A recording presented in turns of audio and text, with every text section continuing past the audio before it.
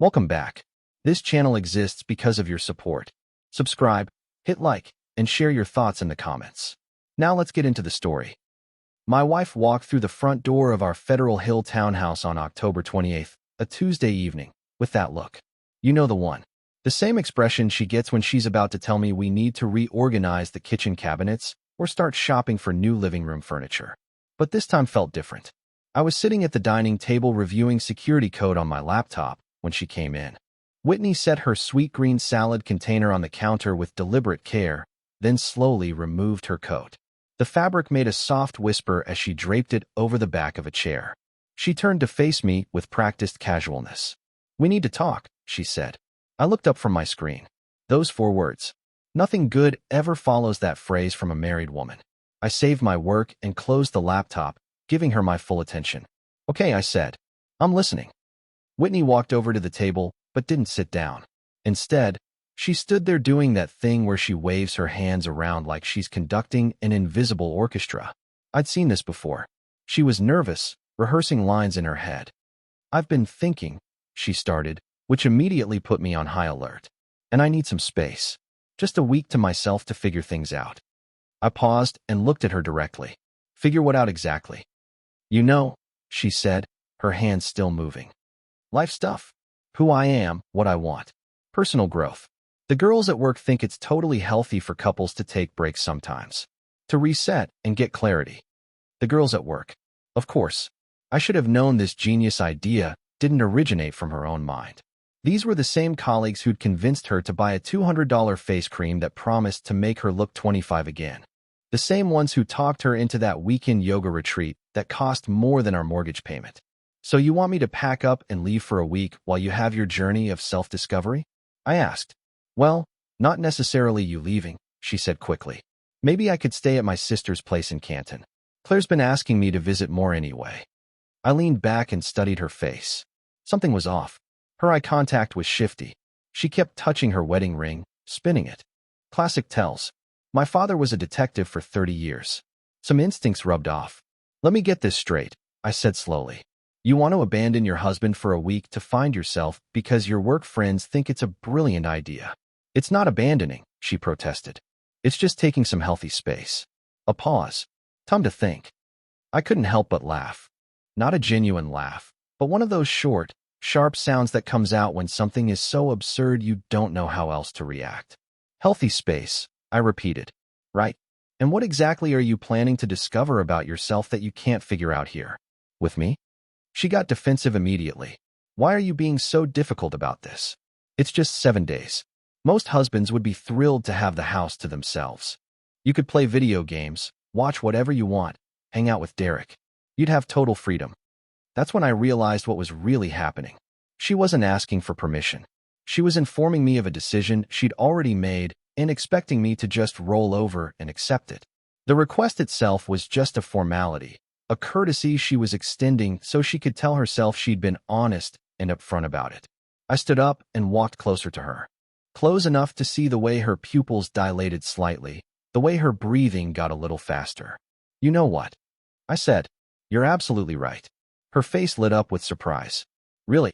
Absolutely. In fact, why limit yourself to just 1 week? Why not make it a lifetime?" The color drained from her face like water swirling down a drain. "What do you mean?" I smiled and headed toward the stairs. "I mean, if you need space that badly, who am I to stand in your way? You should have all the space you want. Permanently." "That's not what I meant, and you know it," she called after me, her voice rising an octave. "Isn't it, though?" I headed upstairs. "You just told me you need to figure out who you are and what you want. That sounds like someone who isn't sure about her marriage."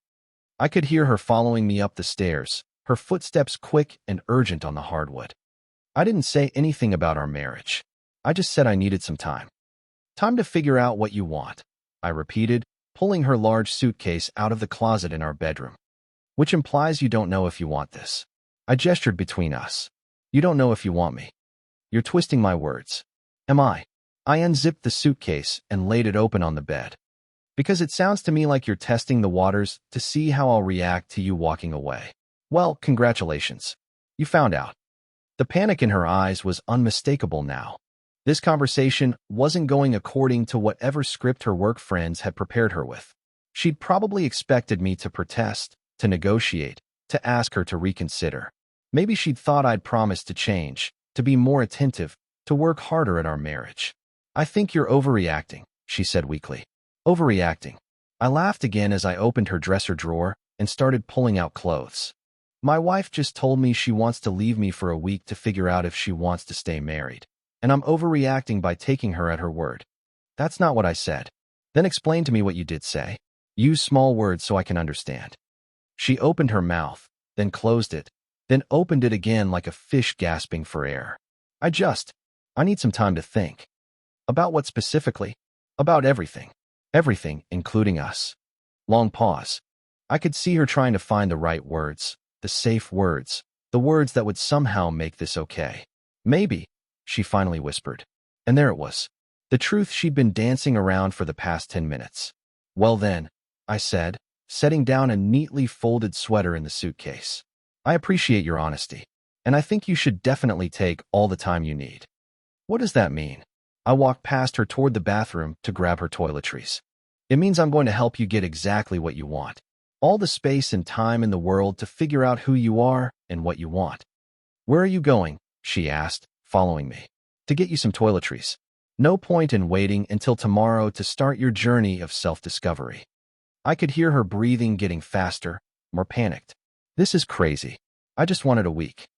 "And I'm giving you so much more than that," I said, returning to the bedroom with her makeup bag and face cream, the expensive one her work friends recommended.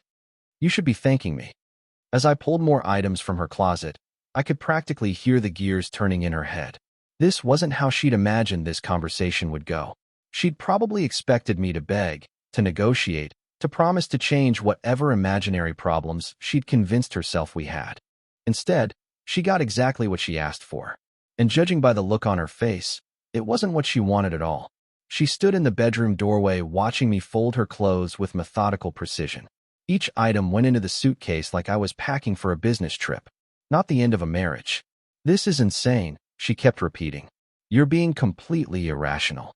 I held up one of her favorite sweaters, a navy blue cashmere one she wore every fall. "Should I pack this? It might get cold during your soul-searching adventure." "Stop calling it that. What would you prefer? Your journey of self-discovery? Your temporary abandonment of marital responsibilities? Your trial separation?" She sat down hard on the bed, right next to the suitcase. "I never said I wanted to leave you permanently." "No," I agreed, continuing to pack. "You just said you needed to figure out what you want in life. And apparently that includes whether or not you want to stay married. I'm just saving us both some time." "You're putting words in my mouth." I stopped and looked at her directly. Really looked at her. "Am I?" "Because about 3 months ago, you started working late more often. 2 months ago, you stopped initiating any physical contact. Last month, you began checking your phone constantly and smiling at messages you never showed me." Her face went pale. Not just pale, ghost white. "Should I continue?" I asked. "Because I've got a whole timeline of your gradual disengagement from this marriage." "That's not." I wasn't. "Wasn't what?" I zipped up one section of the suitcase. "Checking out emotionally? Planning your exit strategy?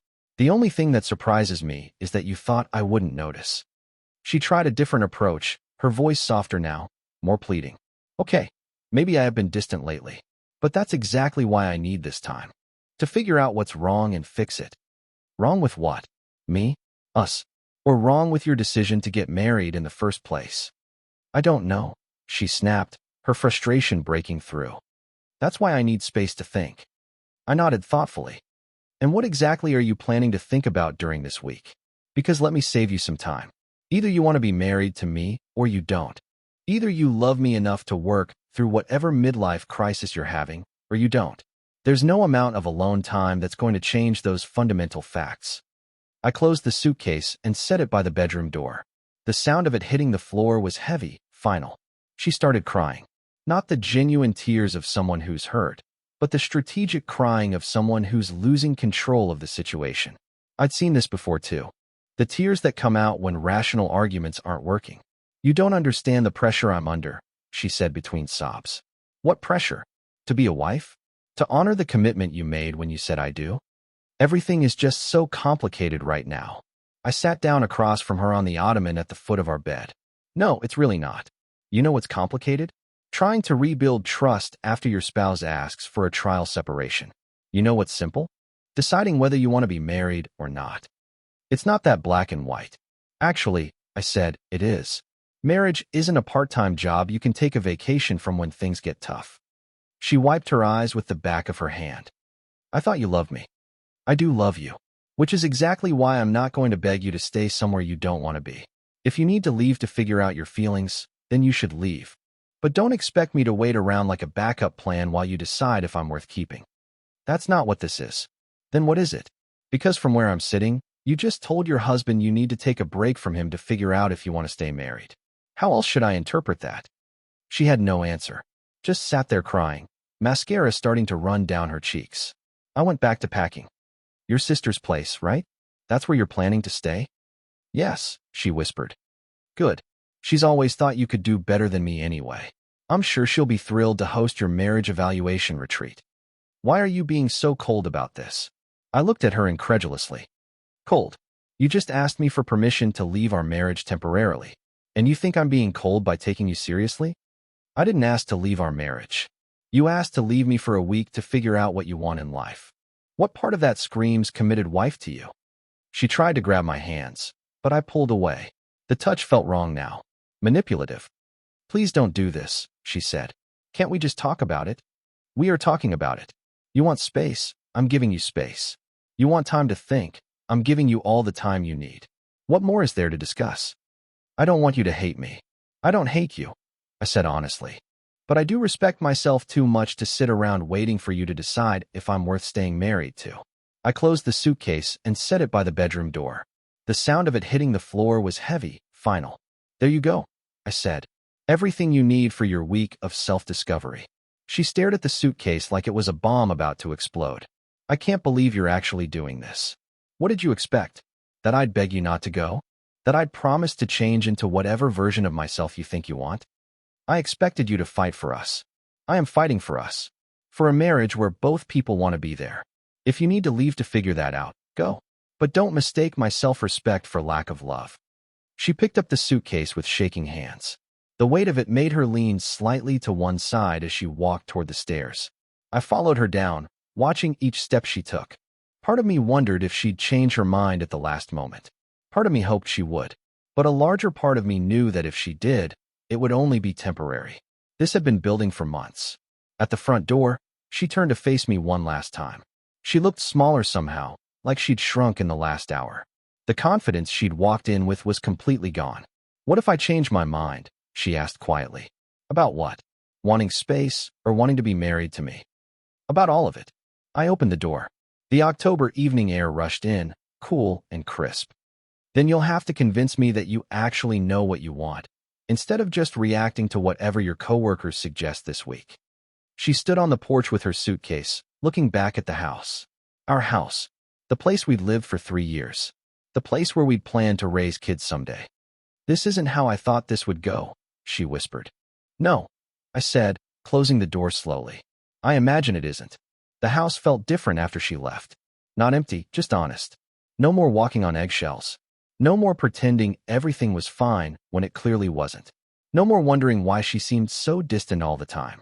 I poured myself a whiskey and sat down on the couch. The silence was heavy, but not uncomfortable. It was the silence of clarity, of a decision made. Then I noticed her laptop on the coffee table. She'd been working on it earlier and forgotten to close it. The screen was still lit, battery running down. I reached over to shut it down and noticed she hadn't logged out of her social media accounts. Normally, I wouldn't invade her privacy. That was a line I'd never crossed in 4 years of marriage. But normally, my wife wouldn't ask for a trial separation either. Circumstances had changed. The rules felt different now. What I found didn't surprise me, but it sure as hell confirmed everything I'd suspected. Messages with someone named Kyle from her office. Months of them. Starting innocent enough, work-related stuff about campaigns and client meetings. Then gradually becoming more personal. Complaining about me, about feeling trapped, about how he really understands her. August, the new creative director gets it. We talk for hours. September, Kyle understands feeling disconnected. Why is it easier to talk to him? October. Kyle said I deserve someone who appreciates me. He makes me feel seen. The most recent message was from yesterday, October 27th. Kyle, so you're really going to do it? Whitney, tomorrow night. A week away will make things clearer. Kyle, my place is always open. Time to see what else is out there. Whitney, let's see how it goes. Not burning any bridges yet. So the whole journey of self-discovery was just code for testing the waters with her office boyfriend while keeping me as backup insurance. Classic. She wanted to see if the grass was greener with Kyle while making sure she had a lawn to come back to if it wasn't. I took another sip of whiskey. The burn felt appropriate. My phone buzzed. Text from Whitney. Can we talk tomorrow? I think I overreacted. Then another. I miss you already. And another. This is stupid. I don't want to fight anymore. I didn't respond to any of them. What was there to say? That I'd found her messages? That I knew the real reason she wanted space? That her plan had backfired spectacularly? No. Let her sit with it. Let her wonder.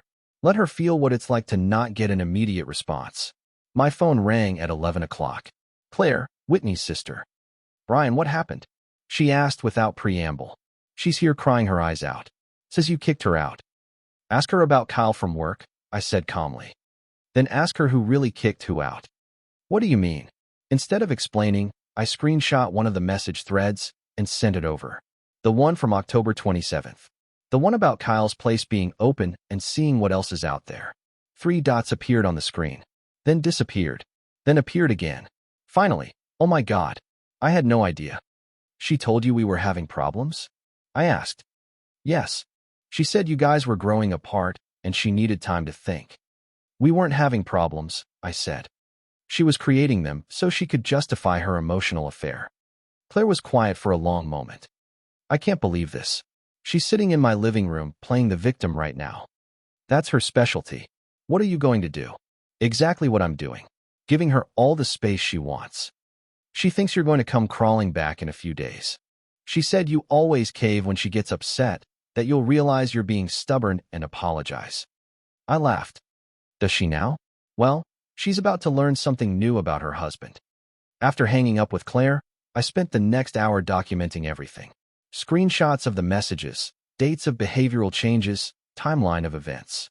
Not because I was planning some vindictive revenge, but because I wanted a clear record of how we got here. Evidence for myself, for the divorce attorney I'd probably need to call, for anyone who asked what happened. My phone started buzzing again around 9 o'clock the next morning. Wednesday. More messages from Whitney. I'm sorry about last night. I think we both said things we didn't mean. Can we talk today? Please? I don't want to fight anymore. This is stupid. Your silence is really hurtful. I'm trying to fix this. I made a mistake asking for space. Can I come home? Why won't you answer me? I let them pile up. Each one more desperate than the last. Each one proving that her request for space had nothing to do with needing time to think and everything to do with wanting permission to explore her options. At noon, she called. I let it go to voicemail. Look, I get that you're angry. Her voice came through, tight and strained. But ignoring me isn't going to solve anything. I realized last night that I don't need time away from you. I need time with you. Can we please just talk? Please call me back. The irony was beautiful. 24 hours ago, she was convinced she needed space to figure out her life. Now, suddenly, she'd achieved enlightenment overnight and realized what she really needed was me. Of course, what she'd actually realized was that her backup plan wasn't responding to her manipulation the way it was supposed to. I called her back that evening. Wednesday night. She answered on the first ring. Thank God, she breathed. I was starting to think you were never going to speak to me again. I was considering it. Don't say that. Her voice cracked. Look, I know I handled this all wrong. I should never have asked for space. I was just confused and overwhelmed, and I let my coworkers get in my head. Your coworkers, I repeated. Right. Yes. They kept telling me that marriage shouldn't feel so routine, that I should be happier, that maybe we rushed into things. I started believing them. And what about Kyle? Dead silence. The kind of silence that screams guilt. I'm sorry, what? She finally managed. Kyle. From your office. The one you've been confiding in about our marriage problems. The one you were planning to spend your week of space with. More silence. Longer this time. I could hear her breathing on the other end of the line. I don't know what you're talking about. Really? Because I've got months of message history that says otherwise. You went through my private messages? The offense in her voice was almost impressive, deflecting to privacy violation when confronted with emotional infidelity. You left your laptop open when you moved out to go find yourself? I said. I was curious what kind of soul-searching you were planning to do. That's a violation of privacy. And having an emotional affair with a coworker while planning a trial separation isn't a violation of marriage vows. It's not an affair. We're just friends. Friends who discuss how trapped you feel in your marriage? Friends who can't wait to spend real time together once you get rid of your inconvenient husband? You're taking those messages out of context. Am I? Because the context seems pretty clear to me. You've been emotionally cheating, got caught up in the fantasy, and decided to test drive a separation to see if the grass was greener. That's not. She stopped, started again. It wasn't like that. Then explain what it was like. Use specific details this time. Another long pause. I could hear her trying to formulate an answer that would somehow make this okay. It started as just work conversations, she finally said. He was going through a divorce, and I was feeling disconnected from you. We just talked about our struggles. About how terrible your marriage was. About how we were struggling, she corrected. Then it escalated. We started texting outside work, meeting for coffee. Did you tell him you were planning to use your week of space to explore a relationship with him? Silence. Whitney, did you plan to sleep with him during your week away? Nothing physical happened, she said quickly. Nothing. Yet. But it would have during your week of space, wouldn't it? She started crying again. I made a mistake. I got confused. But I know now that I want to be with you. Because your plan backfired. Because I didn't react the way you wanted. Because I realized what's important. No, I said. Because you realized I wasn't going to sit around waiting for you to decide between me and your coworker boyfriend. He's not my boyfriend. What would you call a man you're emotionally intimate with behind your husband's back? A man you were planning to spend time with during a separation? A man who told you his place was always open? She had no answer for that either. Just more crying. I have to go, I said. Wait, don't. I hung up. She showed up at my door Thursday evening without warning. I watched through the window as she sat in her car for 10 minutes in front of our townhouse, probably rehearsing whatever speech she'd prepared. When I opened the door, she looked like she hadn't slept. Good. We need to talk, she said, pushing past me into the house. Actually, we don't. She turned around in the entryway, and I could see she'd been crying. The makeup was doing its best, but it couldn't hide the puffy eyes and red nose. You said you needed space to figure things out, I continued. I'm giving you exactly that. I don't want space anymore. I want to come home. I closed the door and leaned against it. And I want a wife who doesn't need to leave me to figure out if she wants to stay married. Guess we're both disappointed. I know you read my messages with Kyle. Is that what we're calling him now? Kyle, not my coworker or just a friend. Fine. Yes, I was talking to him about our problems. But it never went beyond talking.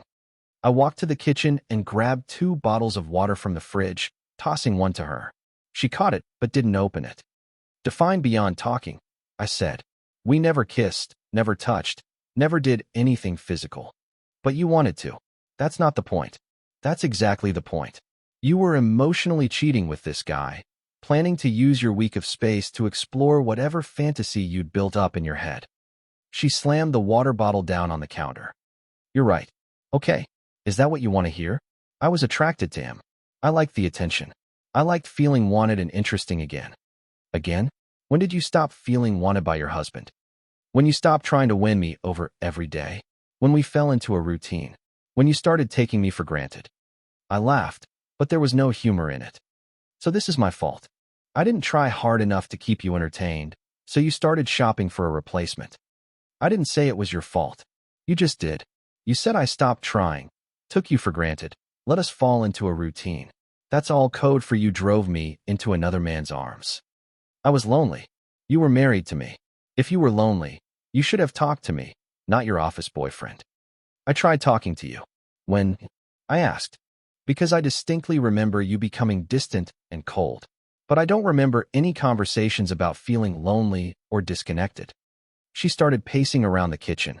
You never noticed how unhappy I was. I noticed you pulling away. I noticed you guarding your phone. I noticed you working late and coming home exhausted and irritated. What I didn't notice was you making any effort to fix whatever was bothering you. I shouldn't have to spell out every feeling for you. No, but you shouldn't be spelling them out to other men either. He was just nice to me. He listened when I talked. He made me feel like what I said mattered. And I didn't. Not lately. Because I wasn't treating every conversation like a therapy session. Because I assumed my wife of 4 years was happy unless she told me otherwise. You never asked how I was feeling. I asked every day how your day was. You said fine. That's not the same. Then what should I have asked? What magical question would have prevented you from seeking intimacy with another man? She wiped her eyes. You could have noticed I was struggling. I did notice. I asked if you wanted to talk about it. You said everything was fine. I asked if you wanted to do something together on weekends. You said you were tired. I suggested we take a vacation. You said we couldn't afford it. Those weren't the right conversations? What would have been the right conversation? Because apparently I was supposed to read your mind and initiate some specific discussion that would have saved our marriage. She had no answer, just sat there crying into her hands. I just needed to feel like you still wanted me around. I married you. I come home every day. I sleep next to you. I assumed that was evidence. It felt like obligation, not desire. Carl made me feel desired. Seen. He made you feel like his therapist and potential rebound. There's a difference. You don't understand. I understand perfectly. You got bored with being married to me. Found someone who made you feel like you were special and different and convinced yourself that meant we had problems. We did have problems. We had normal marriage stuff. Routine, familiarity. What we didn't have was insurmountable problems. Not until you created them. Then why did I feel so disconnected? Because you chose to. Because instead of talking to your husband about feeling disconnected, you talked to another man about it. Because instead of putting energy into fixing what we had, you put energy into exploring what you might have with someone else. She stood up abruptly. So what now? You're just going to throw away 4 years of marriage because I made a mistake? I'm not throwing anything away. You did that when you decided to test drive a separation to see if you preferred your coworker. I told you I realized I was wrong. You realized your backup plan wasn't going to sit around waiting for you to choose him. That's not the same as realizing you were wrong. That's not fair. Fair. I set my water bottle down. You want to talk about fair?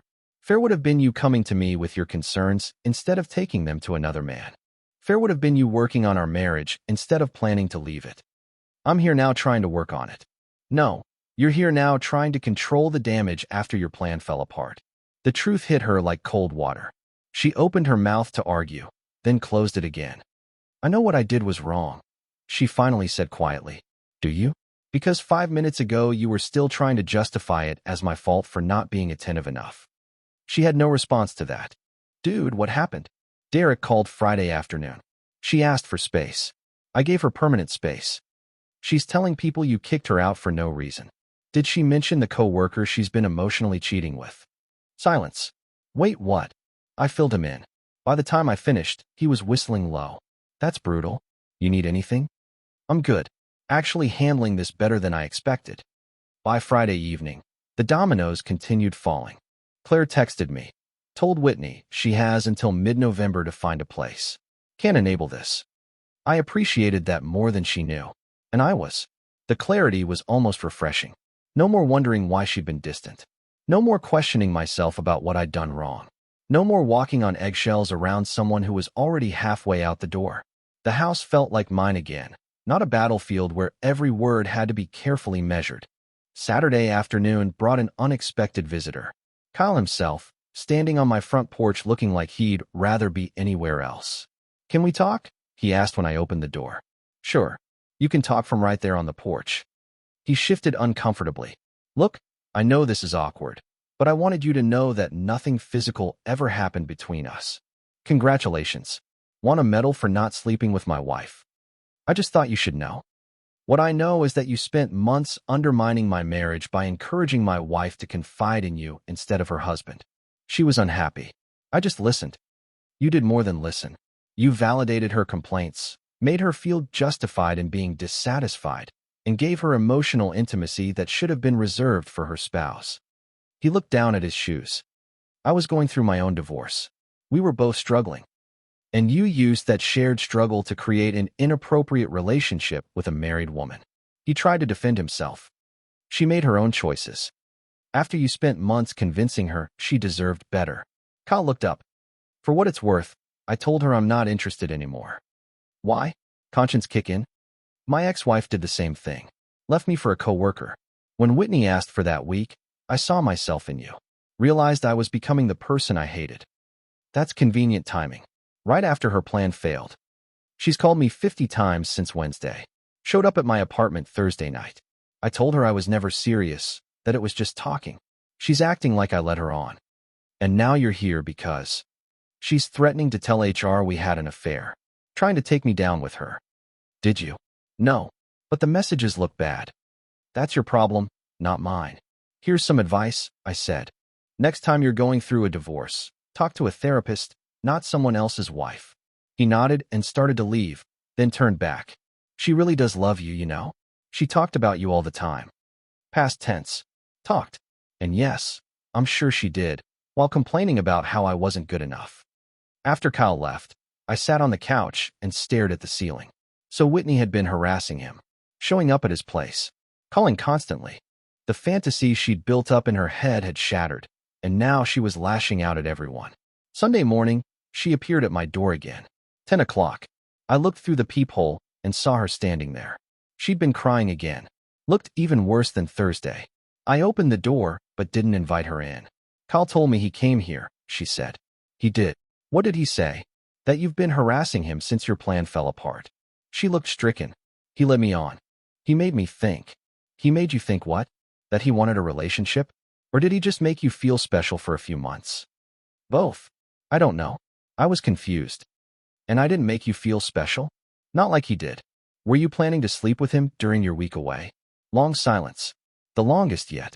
I don't know, she finally whispered. Maybe. I hadn't decided. First honest answer she'd given. And somehow that made it worse. So you asked me for permission to test drive a replacement. It wasn't like that in my head. How was it in your head? I thought if I had space, I could figure out if what I was feeling was real or just boredom. And what about us? I thought if it was real with Kyle, maybe we weren't right. If it wasn't, I'd come back and appreciate what I had. So I was the safety net. I know how it sounds. You made a series of choices.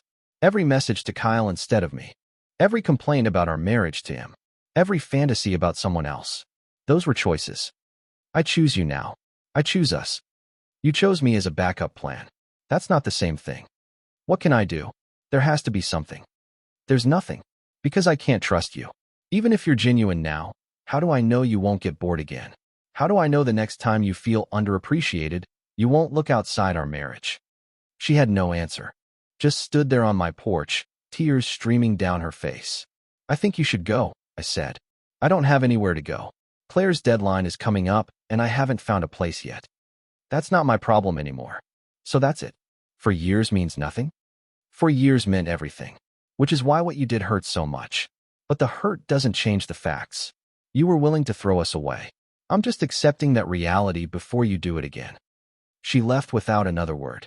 Got in her car and drove away. I watched from the window until she turned the corner. Monday, November 4th, I met with a divorce attorney. Margaret Moore, 50-something sharp. Straightforward case, she said. No kids, minimal assets. With mutual consent in Maryland, we can move quickly. Could be final by early January. Papers were filed immediately. Whitney received them November 8th. You actually filed? She called immediately. Did you think I was bluffing? I thought we'd try counseling. These papers give you the permanent space you wanted. She hung up. November rolled forward. I found a new rhythm. Gym mornings, dinner with my parents Tuesdays, game nights with Derek Thursdays. The house felt peaceful. By mid-November, Whitney had moved to Towson, found an apartment. She'd quit her job before leaving, too awkward after Kyle. HR had gotten involved, and the whispers had become too much. On November 20th, I ran into her at Whole Foods. We both reached for the same coffee. Our hands touched. She pulled back. Hey, she said. Hey. Awkward silence. You look good, she offered. Thanks. She looked tired, thinner. Are you seeing anyone? Not your business anymore. Right? Sorry. I'm in Towson now. The divorce will be final soon. I know. Take care, Whitney. I walked away. Didn't look back. December passed in a blur of work and routine. The house stayed peaceful. I started planning for the year ahead. On New Year's Eve, I went to Melissa's party. Watched fireworks over the harbor at midnight. First New Year's Eve as a single man in 5 years. It felt right. A new beginning. The divorce was finalized on January 9th. That evening, I poured the good whiskey. For years of marriage ended with paperwork. But I wasn't sad. I thought back to October 20th. If I'd begged, promised to change, given her that week, where would we be? Probably right here anyway. Just more humiliated. My father had been right. Once someone shows they're willing to leave, it's already over. You're either a participant in the ending or a victim of it. I chose participant. The funny thing about self-respect is that once you stop compromising it, everything becomes clearer. I learned I'd rather be alone than with someone who sees me as an option rather than a choice. And honestly, that felt like the most valuable lesson of all. Dear listeners, that's our ending. If it resonated, subscribe to support the channel. See you next time.